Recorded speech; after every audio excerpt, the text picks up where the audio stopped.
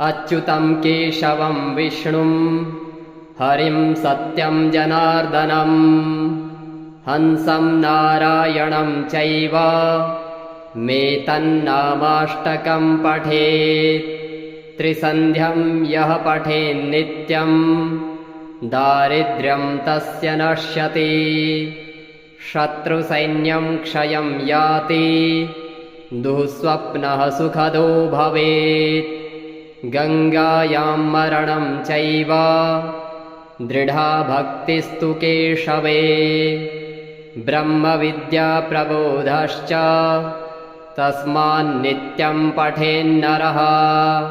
अच्युतं केशवं विष्णुं हरिं सत्यं जनार्दनं हंसं नारायणं चैव मेतन्नामाष्टकं पठेत्। त्रिसन्ध्यं यः पठेन्नित्यं दारिद्र्यं तस्य नश्यति। शत्रुसैन्यं क्षयं याति दुःस्वप्नः सुखदो भवेत्। गङ्गायां मरणं चैव दृढा भक्तिस्तु केशवे। ब्रह्मविद्या प्रबोधश्च तस्मान्नित्यं पठेन्नरः। अच्युतं केशवं विष्णुं हरिं सत्यं जनार्दनं हंसं नारायणं चैव मेतन्नामाष्टकं पठेत्। त्रिसन्ध्यं यः पठेन्नित्यं दारिद्र्यं तस्य नश्यति।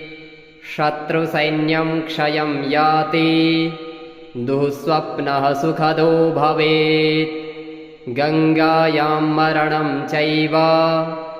दृढा भक्तिस्तु केशवे। ब्रह्मविद्या प्रबोधश्च तस्मान्नित्यं पठेन्नरः।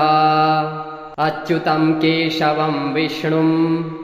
हरिं सत्यं जनार्दनं हंसं नारायणं चैव मेतन्नामाष्टकं पठेत्। त्रिसन्ध्यं यः पठेन्नित्यं दारिद्र्यं तस्य नश्यति। शत्रुसैन्यं क्षयं याति दुःस्वप्नः सुखदो भवेत्। गङ्गायां मरणं चैव दृढा भक्तिस्तु केशवे। ब्रह्मविद्या प्रबोधश्च तस्मान्नित्यं पठेन्नरः। अच्युतं केशवं विष्णुं हरिं सत्यं जनार्दनं हंसं नारायणं चैव मेतन्नामाष्टकं पठेत्। त्रिसन्ध्यं यः पठेन्नित्यं दारिद्र्यं तस्य नश्यति। शत्रुसैन्यं क्षयं याति दुःस्वप्नः सुखदो भवेत्। गङ्गायां मरणं चैव दृढा भक्तिस्तु केशवे। ब्रह्मविद्या प्रबोधश्च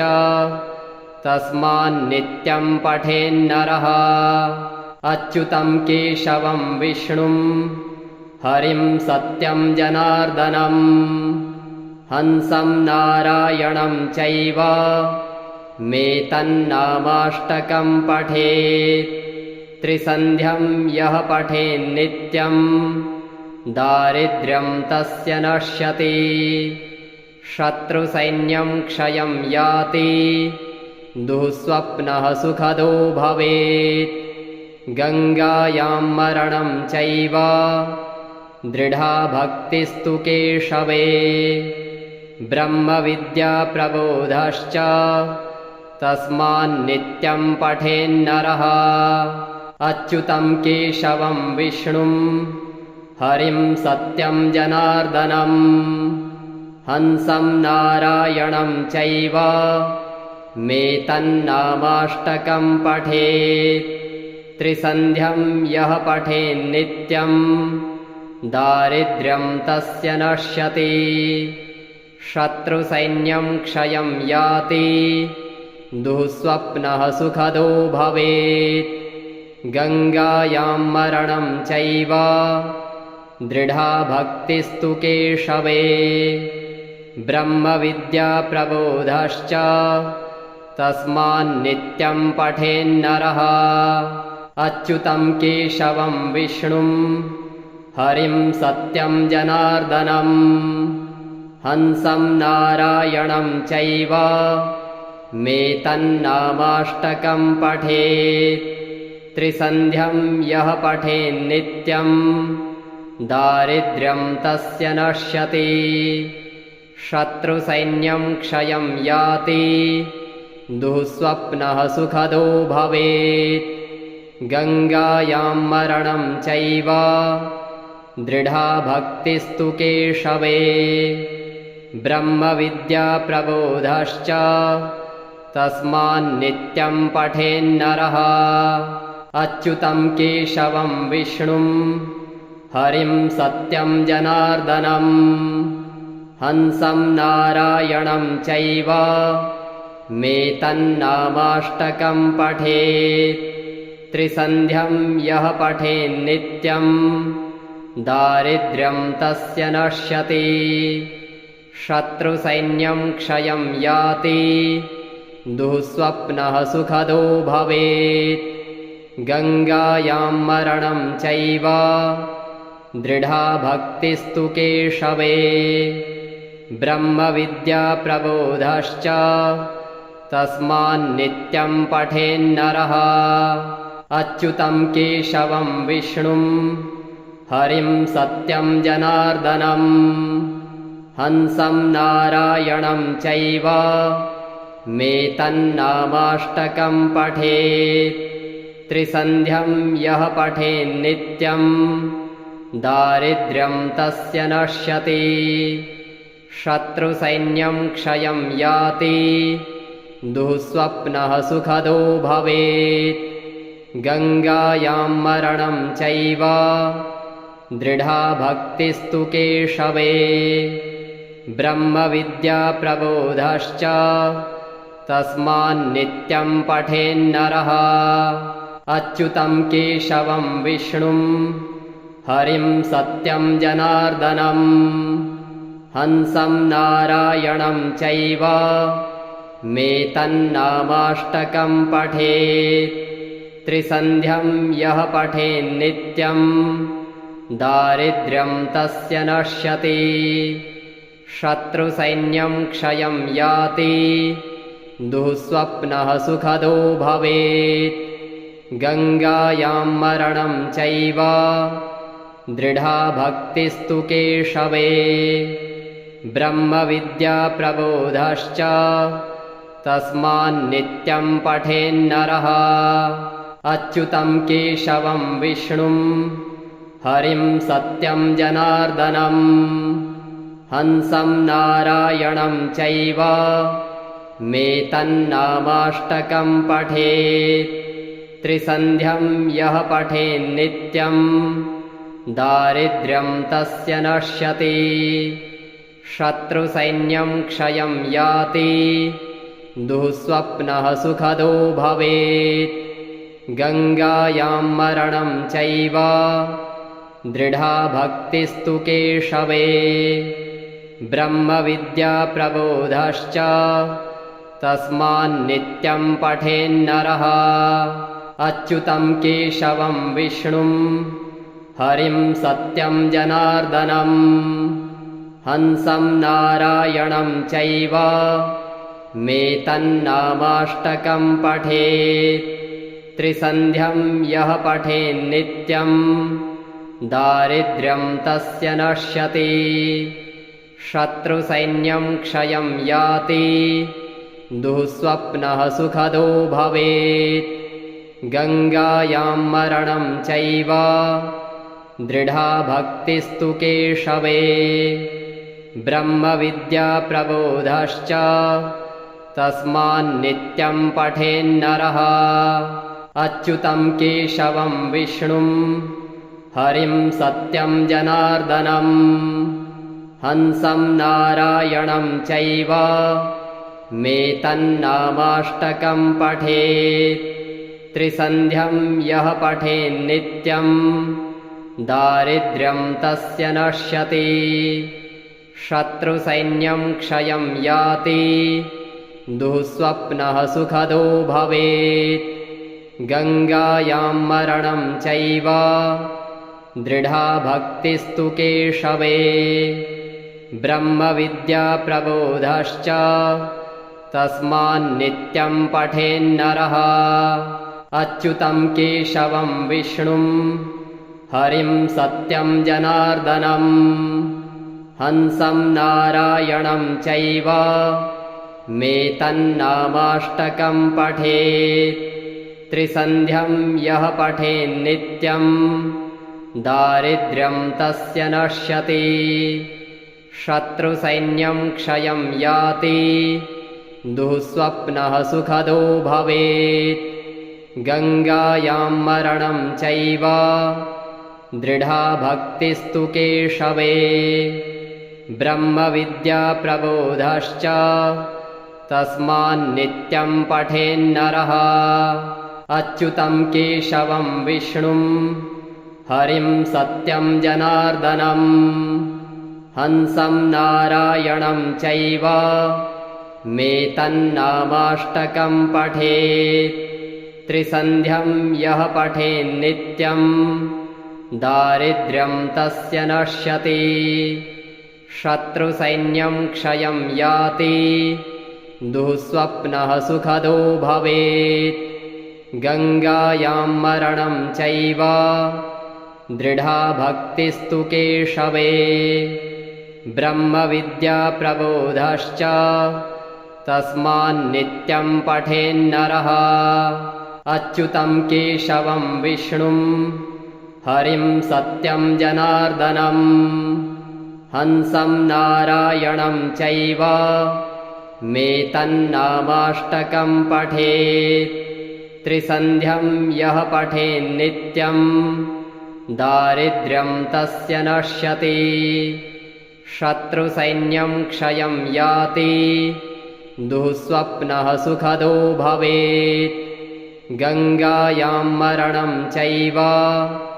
दृढा भक्तिस्तु केशवे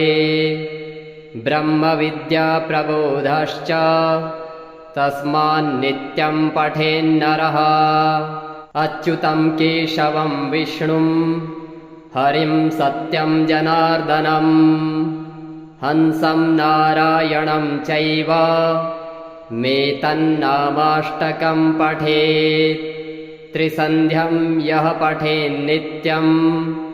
दारिद्र्यं तस्य नश्यति शत्रुसैन्यं क्षयं याति दुःस्वप्नः सुखदो भवेत् गङ्गायां मरणं चैव दृढा भक्तिस्तु केशवे ब्रह्मविद्याप्रबोधश्च तस्मान्नित्यं पठेन्नरः अच्युतं केशवं विष्णुं हरिं सत्यं जनार्दनं हंसं नारायणं चैव मेतन्नामाष्टकं पठेत् त्रिसन्ध्यं यः पठेन्नित्यं दारिद्र्यं तस्य नश्यति शत्रुसैन्यं क्षयं याति दुःस्वप्नः सुखदो भवेत् गङ्गायां मरणं चैव दृढा भक्तिस्तु केशवे ब्रह्मविद्याप्रबोधश्च तस्मान्नित्यं पठेन्नरः अच्युतं केशवं विष्णुं हरिं सत्यं जनार्दनं हंसं नारायणं चैव मेतन्नामाष्टकं पठेत् त्रिसन्ध्यं यः पठेन्नित्यं दारिद्र्यं तस्य नश्यति शत्रुसैन्यं क्षयं याति दुःस्वप्नः सुखदो भवेत् गङ्गायां मरणं चैव दृढा भक्तिस्तु केशवे ब्रह्मविद्याप्रबोधश्च तस्मान्नित्यं पठेन्नरः अच्युतं केशवं विष्णुं हरिं सत्यं जनार्दनम् हंसं नारायणं चैव मेतन्नामाष्टकं पठेत् त्रिसन्ध्यं यः पठेन्नित्यं दारिद्र्यं तस्य नश्यति शत्रुसैन्यं क्षयं याति दुःस्वप्नः सुखदो भवेत् गङ्गायां मरणं चैव दृढा भक्तिस्तु केशवे ब्रह्मविद्याप्रबोधश्च तस्मान्नित्यं पठेन्नरः अच्युतं केशवं विष्णुं हरिं सत्यं जनार्दनम् हंसं नारायणं चैव मेतन्नामाष्टकं पठेत् त्रिसन्ध्यं यः पठेन्नित्यं दारिद्र्यं तस्य नश्यति शत्रुसैन्यं क्षयं याति दुःस्वप्नः सुखदो भवेत् गङ्गायां मरणं चैव दृढा भक्तिस्तु केशवे ब्रह्मविद्याप्रबोधश्च तस्मान्नित्यं पठेन्नरः अच्युतं केशवं विष्णुं हरिं सत्यं जनार्दनम् हंसं नारायणं चैव मेतन्नामाष्टकं पठेत् त्रिसन्ध्यं यः पठेन्नित्यं दारिद्र्यं तस्य नश्यति शत्रुसैन्यं क्षयं याति दुःस्वप्नः सुखदो भवेत् गङ्गायां मरणं चैव दृढा भक्तिस्तु केशवे ब्रह्मविद्याप्रबोधश्च तस्मान्नित्यं पठेन्नरः अच्युतं केशवं विष्णुं हरिं सत्यं जनार्दनम् हंसं नारायणं चैव मेतन्नामाष्टकं पठेत् त्रिसन्ध्यं यः पठेन्नित्यं दारिद्र्यं तस्य नश्यति शत्रुसैन्यं क्षयं याति दुःस्वप्नः सुखदो भवेत् गङ्गायां मरणं चैव दृढा भक्तिस्तु केशवे ब्रह्मविद्याप्रबोधश्च तस्मान्नित्यं पठेन्नरः अच्युतं केशवं विष्णुं हरिं सत्यं जनार्दनम् हंसं नारायणं चैव मेतन्नामाष्टकं पठेत् त्रिसन्ध्यं यः पठेन्नित्यं दारिद्र्यं तस्य नश्यति शत्रुसैन्यं क्षयं याति दुःस्वप्नः सुखदो भवेत् गङ्गायां मरणं चैव दृढा भक्तिस्तु केशवे ब्रह्मविद्याप्रबोधश्च तस्मान्नित्यं पठेन्नरः अच्युतं केशवं विष्णुं हरिं सत्यं जनार्दनम् हंसं नारायणं चैव मेतन्नामाष्टकं पठेत् त्रिसन्ध्यं यः पठेन्नित्यं दारिद्र्यं तस्य नश्यति शत्रुसैन्यं क्षयं याति दुःस्वप्नः सुखदो भवेत् गङ्गायां मरणं चैव दृढा भक्तिस्तु केशवे ब्रह्मविद्याप्रबोधश्च तस्मान्नित्यं पठेन्नरः अच्युतं केशवं विष्णुं हरिं सत्यं जनार्दनम् हंसं नारायणं चैव मेतन्नामाष्टकं पठेत् त्रिसन्ध्यं यः पठेन्नित्यं दारिद्र्यं तस्य नश्यति शत्रुसैन्यं क्षयं याति दुःस्वप्नः सुखदो भवेत् गङ्गायां मरणं चैव दृढा भक्तिस्तु केशवे ब्रह्मविद्या प्रबोधश्च तस्मान्नित्यं पठेन्नरः अच्युतं केशवं विष्णुं हरिं सत्यं जनार्दनं हंसं नारायणं चैव मे तन्नामाष्टकं पठेत् त्रिसन्ध्यं यः पठेन्नित्यं दारिद्र्यं तस्य नश्यति शत्रुसैन्यं क्षयं याति दुःस्वप्नः सुखदो भवेत् गङ्गायां मरणं चैव दृढा भक्तिस्तु केशवे ब्रह्मविद्या प्रबोधश्च तस्मान्नित्यं पठेन्नरः अच्युतं केशवं विष्णुं हरिं सत्यं जनार्दनं हंसं नारायणं चैव मे तन्नामाष्टकं पठेत् त्रिसन्ध्यं यः पठेन्नित्यं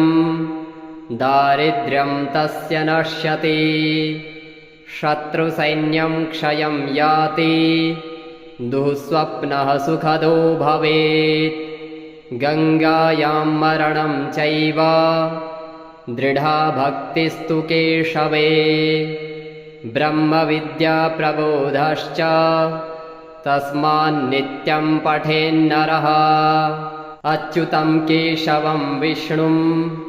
हरिं सत्यं जनार्दनं हंसं नारायणं चैव मे तन्नामाष्टकं पठेत् त्रिसन्ध्यं यः पठेन्नित्यं दारिद्र्यं तस्य नश्यति शत्रुसैन्यं क्षयं याति दुःस्वप्नः सुखदो भवेत् गङ्गायां मरणं चैव दृढा भक्तिस्तु केशवे ब्रह्मविद्या प्रबोधश्च तस्मान्नित्यं पठेन्नरः अच्युतं केशवं विष्णुं हरिं सत्यं जनार्दनं हंसं नारायणं चैव मे तन्नामाष्टकं पठेत् त्रिसन्ध्यं यः पठेन्नित्यं दारिद्र्यं तस्य नश्यति शत्रुसैन्यं क्षयं याति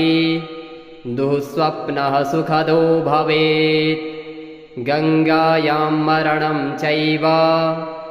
दृढा भक्तिस्तु केशवे ब्रह्मविद्या प्रबोधश्च तस्मान्नित्यं पठेन्नरः अच्युतं केशवं विष्णुं हरिं सत्यं जनार्दनं हंसं नारायणं चैव मे तन्नामाष्टकं पठेत् त्रिसन्ध्यं यः पठेन्नित्यं दारिद्र्यं तस्य नश्यति शत्रुसैन्यं क्षयं याति दुःस्वप्नः सुखदो भवेत् गङ्गायां मरणं चैव दृढा भक्तिस्तु केशवे ब्रह्मविद्या प्रबोधश्च